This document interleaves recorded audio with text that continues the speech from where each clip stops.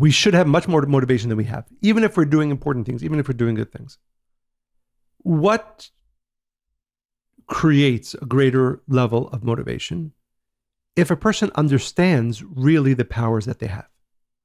And if there's one thing that I can say for certain for every single one of us, none of us truly knows, appreciates, truly understands how powerful we are. That's a really, really, really big point.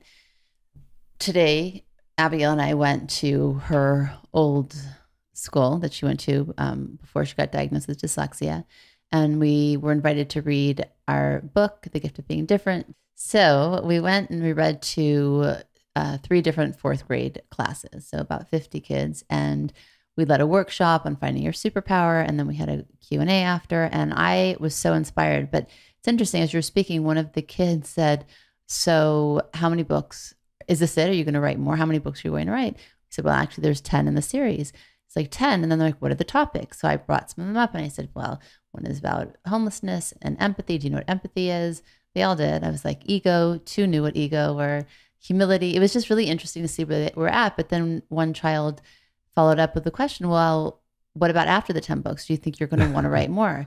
Then what about after that? What's after? And it was interesting in that, and that was what I shared with them. I said, as long as you are learning through your life experiences, I said, whatever Abigail and I will be experiencing and inspires us is probably what we're going to write about, but also wherever we see the state of the world is, and we feel that we can affect positive change in that way, that's what we'll write about. As long as you have a desire to tell a story, to be part of a whole, right? What are we doing? We're trying to influence other people to realize that their superpower, their differences are their superpower.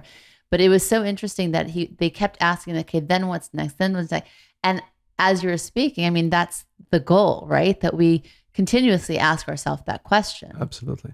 Then one child said, well, is dyslexia a real thing? And I said, yes, dyslexia is.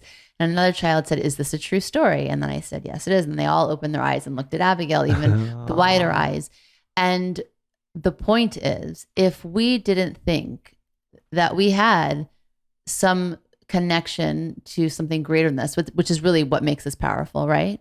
We didn't believe in that ability, we wouldn't have set out to write a book. Certainly, we wouldn't even think to write 10 books with the same kinds of characters and going in the same genre.